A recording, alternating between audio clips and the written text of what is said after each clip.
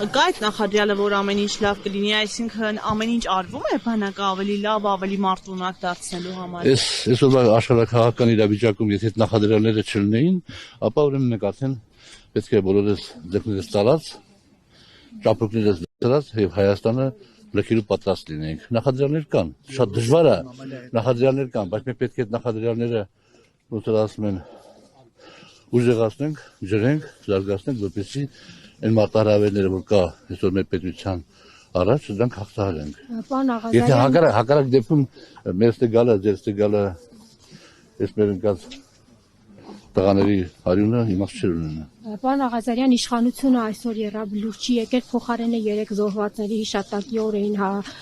հռչակել իրենք այդպես եկան, այսօր էլ չեն գալու, այդ մասին ինչ որ դիտարկումներ ունեք։ Դե ես չգիտեմ, ես մի քիչ արողակարգային բաներից մի քիչ հեռու եմ, ճիշտն ասած, ես կուզեի, որ դա նույն օրը լիներ, նույնիսկ, ես կուզեի, որ դա նույն օրը լիներ, որովհետև իրար հետ շատ կապված են, չէ՞ դրանք փոխադարձաբար, բայց հիմա իշխանությունները երեք եկել են, երևի կարող են այսօր, չգիտեմ ես, եղեք չեմ, երկուսն էլ ունեն իրենց խորհուրդը, այն իր խորհուրդ ունի, սա իր խորհուրդ ունի։ Պարոն Ասլանյան, դուք ինչ կարծիք ունեք, ինչ դիտարկում ունեք։ Պարոն Ասլանյանը հենց բանակի ձևավորման ակունքների մեջ կանգնած եղել եւ ամեն ձևով մասնակցել է թողած։ Հատկապես։ Այո։ Ի տարբերություն չնայած մենք գրեթե նույն մարդիկ ենք, բայց այդ հարցում ես շատ ավելի ռադիկալ եմ։ Ես գտնում եմ, որ այսօր բանակը շատ բաց թողումներով է։ Ես գտնում եմ, որ այն տեմպերը, որով մեր բանակը այսօր փորձում են վերականգնել, շատ սխալ է։ Երեք ես իմ էջ էի գցել մի ելույթ ուղիղ 4 տարի առաջվա, որտեղ մի վերնագիր էր, չէ, պարոն Աղազարյան, որտեղ ես ասում եմ, որ քանի դեռ մենք այն մակարդակին չենք հասել, որ մեր հայրենիքը ավելի սիրենք, քան մեր ընտանիքը, մենք չենք կարողանալու լուրջ բաների հասնել։ Բանակը այսօր չի զինվում, ոտքի չի կանգնում այն ձևով, ինչ ձևով պետք է։ Գիտեք ինչ կա, պատկերացրեք, ասում են, մենք առաջ ենք գնում, դու քայլերով առաջ ես գնում, բայց չես տեսնում, որ կողքինդ վազելով է գնում։ Ու դուրս է գալի, որ քո քայլելը շատ ավելի հետ է քեզ գցում, քան իրականում եթե դու չքայլեր կամ քայլեր, ինչ տարբերություն։ Բայց ինչու չեն տեսնում, պարոն Ասլանյան, չեն ուզում տեսնել, թե ուղղակի չունեն այդ ունակությունը տեսնելու։ Ես կարծում եմ, որ կառավարման համակարգում այս իշխանությունը ամբողջությամբ պրավալ է տվել։ Պարոն Ասլանյան, Պաշտպանության նախարար Պապիկյանը հայտարարեց, որ աննախադեպ քանակությամբ զենք զինամթերք են ձեռբերվել, երբևէ այդ քանակությամբ զենք զինամթերք չի ձեռբերվել, իսկ դուք ասում եք չենք զինվում։ Քիչ առաջ ասացի, ձեռք է բերվել, իսկ ռազմական ծախսերը ինչու են քչացվել։ Ձեր կարծիքով ինչու են քչացվել։ Որովհետև չեն պատրաստվում կռվել։ Ռազմական ծախսերի իմաստով, գիտեք ոնց, ասենք մենք որևէ բան չունենք, նկարտումներ չունենք մեր հարևան պետությունների նկատմամբ, հողային եւ այլ։ Հետեւաբար մենք մեր ռազմական ծախսերը նպատակ ուղղենք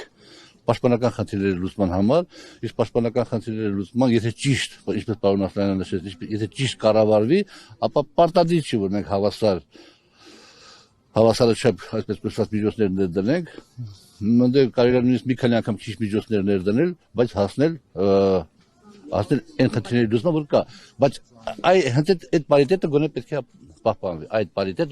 պահպանվի, Բանակը 1.5 տարի դարձվեց եւ նաեւ Հայկ Սարգսյանը նորօրինագիծ առաջարկեց, որ պետք է կարող են գումար տալ եւ ազատվել բանակից։ Ինչ է կարծում, սա բանակի վրա ինչպես կազդի, կլավացնի բանակը, թե հակառակ ազդեցություն։ 1.5 տարվա հարցում պարոն Աղազարյանը եւ ես մենք ուրիշ ծրագիր բերել ենք։ Մենք դեմ ենք եղել, որ փողով բանակից ազատվեն մարդիկ, որ պարտավոր են բոլորը առնվազն գոնե 6 ամսից 8 ամիս ծառայեն, սովորեն զինվոր դառնալ, հետո նրանց հետո իրենք որոշեն, ուզում են ծառայել թե չէ։ Այդպես պետք է լիներ։ Դրա համար մենք այդ ծրագրին դեմ ենք եղել։ Մենք կողմ չենք դրան, որ իսկ 1.5 տարին, ինչ վերաբերում է 1.5 տարին, իսկապես 1.5 տարին այն ժամանակն է, որ ես կասեի նույնիսկ ավելի քիչ է պետք ծառայել, որովհետև մենք գնում ենք պրոֆեսիոնալ բանակին ու պետք է գնալ պրոֆեսիոնալ բանակին, իսկ այդ 6-8 ամիսը պետք է որպեսզի տվյալ անձը երիտասարդը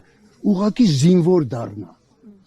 ոչ թե զինվորական, այլ զինվոր դառնա, հարկ եղած դեպքում, ինչպես Շվեյցարիայում, կներեք, ասում են Շվեյցարիան բանակ չունի, Շվեյցարիան, բայց Շվեյցարիան ամբողջ երկիրը բանակ է, դուք գիտեք շվեյցարական այդ ազգ բանակ տարբերակ ինչպիսին է, բոլոր տները զինված են, բոլորը զինված են, Եվրոպայի կենտրոնում, դրա համար էլ դա չեզոքությունը պահպանեց երկրորդ համաշխարհային պատերազմի ժամանակ եւ նրա վրա ոչ մեկը չփորձեց բանանել, որովհետեւ գիտեին, որ ամբողջ ազգն է դուրս գալի, ազգը։ Իսկ մենք չպիտի մտածենք, որ մենք վաղը չմիսօրը գնալու ենք Եվրոպայի կենտրոնում ապրենք, առավել ևս։ Մենք ապրելու ենք այստեղ եւ մենք պետք է չմոռանանք, որ մեր հարևանները, ում հետ պիտի կամաց